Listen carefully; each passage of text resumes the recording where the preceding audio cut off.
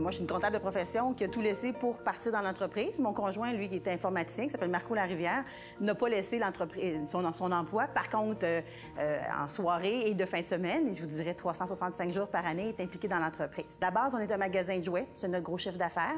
On fait des fêtes d'enfants avec des personnages qui vont de la princesse, Captain America, Katy Perry, des personnages que les enfants aiment.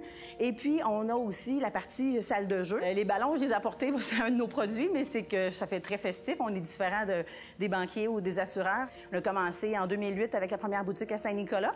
Puis après, on s'est fait un petit peu connaître. Notre chiffre d'affaires a augmenté, puis on s'est dit on est prêt pour un deuxième. On a ouvert à ce moment-là à l'ancienne Lorette. C'est un rêve de petite fille. Puis moi, je disais un jour, je vais être un peu comme les McDonald's, je vais avoir 100 Castello.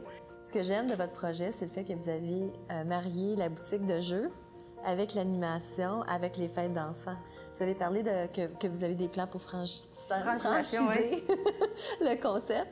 Est-ce que vous avez déjà des territoires de planifier? On a déjà été approchés, mais autant de Saguenay, Trois-Rivières, on nous a demandé, même en Gaspésie, il n'y a rien pour les enfants.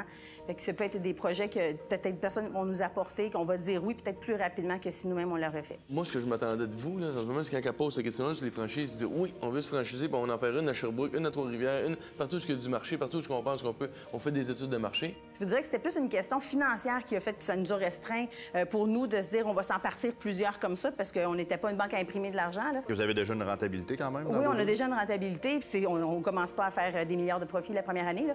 Exemple, je sais pas, mon collègue ici, là, il décide d'ouvrir un Castello. Vous avez toute la structure, l'organisation prête. Il arrive déjà un local, puis go, on s'installe, puis vous avez vraiment tout le package deal. Le modèle d'affaires est déjà établi.